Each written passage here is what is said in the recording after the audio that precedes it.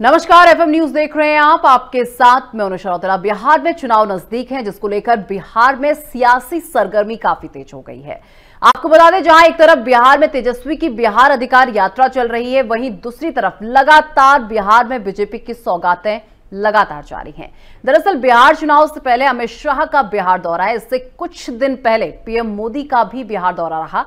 हालांकि अब देखना होगा कि बिहार में इस बार किसकी सरकार बनती है। क्या तेजस्वी यादव की बिहार अधिकार यात्रा बिहार में तख्ता पलट कर पाएगी, या फिर बीजेपी की सौगातों के चलते एक बार फिर नीतीश बाबू बाजी मार जाएंगे। देखिए, अब दो तस्वीर आपको दिखा रहे हैं। पहली तस्वीर बिहार दौरे पर अमित शाह और उनके दौरे की तस्वीर आपको दिखा रहे हैं, जहां पर उन्होंने लोगों से मुलाकात की है और सभी ने उनका हाथ जोड़कर स्वागत किया है। और दूसरी तस्वीर तेजस्वी की बिहार अधिकार यात्रा की आपको दिखा रहे हैं, जहां पर आप देख सकते हैं कि एक बड़ा जन समर्थन तेजस्वी को मिला है।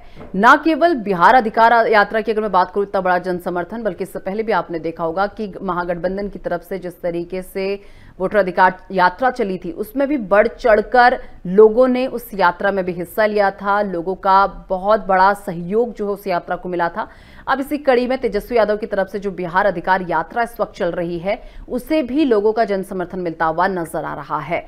तो ये दो तस्वीरें जहां पर बिहार दौरे पर अमित शाह, इससे पहले प्रधानमंत्री भी बिहार दौरे पर आ चुके हैं, और तेजस्वी यादव की बिहार यात्रा भी जो है चल रही है। अब देखना बड़ा दिलचस्प होगा। एक तरफ सौगातों की बौछार है, दूसरी तरफ यात्रा जो है लगातार चल रही है। ऐसे में ये देखना बड़ा दिलचस्प होगा कि आखिर कौन जनता से कितना जल्दी कनेक्ट कर पाता है, और ऐसे में कौन जो जनता है उसका भरोसा जीत पाता है। ये देखने वाली बात होगी। और ऐसे में ये दो तस्वीरें लगातार आपको दिखा रहे हैं, जहां पर बिहार दौरे पर अमित शाह हैं और दूसरी तस्वीर तेजस्वी यादव की बिहार अधिकार यात्रा से जुड़ी हुई है। बड़ी संख्या में लोगों का समर्थन इससे मिल रहा है, लेकिन देखना यही होगा कि क्या ये जो लोग इस यात्रा में नजर आ रहे हैं, क्या ये वोटों में तब्दील हो पाते हैं या नहीं। तो देखिए, बिहार का चुनाव बहुत नजदीक है और ऐसे में इलेक्शन कमीशन जो है कभी भी इलेक्शंस की डेट अनाउंस कर सकता है, लेकिन उससे पहले सभी पार्टियां जोरों शोरों से लोगों को अपनी ओर आकर्षित करने में लगी हुई हैं। और ऐसे में तमाम बड़ी बड़ी सौगातें जो हैं दी जा रही हैं। और ऐसे में आपको बता दें कि विपक्ष की तरफ से भी पूरी तैयारी देखने को मिल रही है।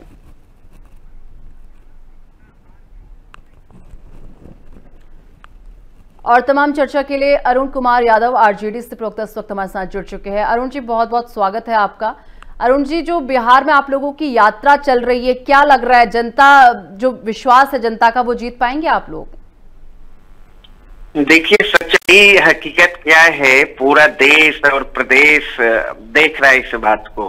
हमारे आदरणीय नेता तेजस्वी यादव जी के बिहार अधिकार यात्रा में जिस तरीके से जन सैलाब उमड़ रहा है, इससे साफ स्पष्ट होता है कि बिहार की जनता तैयार बैठी है नीतीश सरकार को वोट की चोट से जवाब देने के लिए, इस सरकार को हटाने के लिए।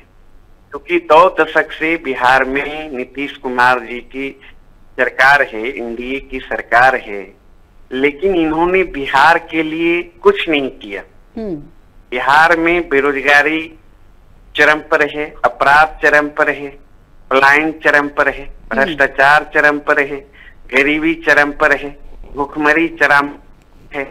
सारे सवालों को लेकर बिहार की जनता गोलबंद हो चुकी है और जनता पूछ रही है एनडीए से, भाजपा से, कि आप बताओ भाई, केंद्र में भी 11 साल से आपकी सरकार है और बिहार में भी डबल इंजन की सरकार है, आखिर बिहार को विशेष राज्य का दर्जा क्यों नहीं मिला?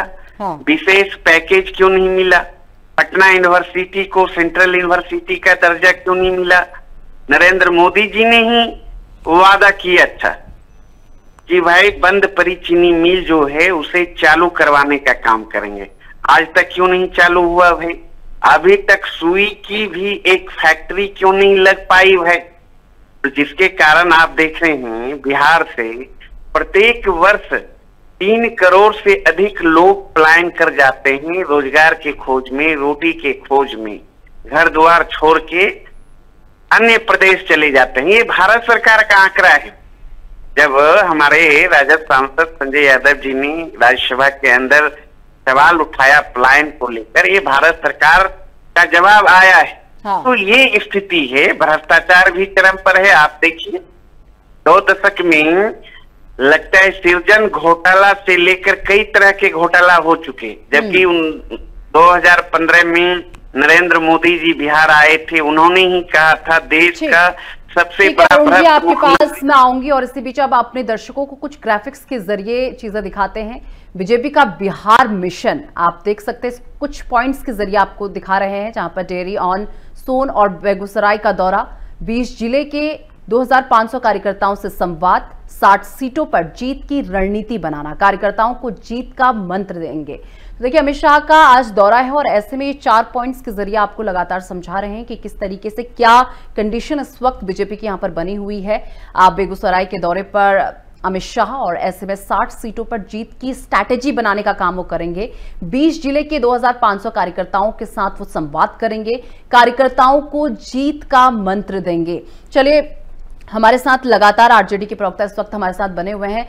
एक बार फिर आपका रुख करूंगी, लेकिन आरजेडी की तेजस्वी यादव की जो यात्रा है उसका भी एक बार आपको खाका दिखा देते हैं। 16 सितंबर जहानाबाद से शुरू की गई, 20 सितंबर वैशाली में जो है इसका समापन होगा और दिन, अगर दिनों की बात कर ली जाए तो 10 दिन की यात्रा, जिले 20 कवर किए जाएंगे, विधानसभा 66 विधानसभाओं को कवर किया जाएगा।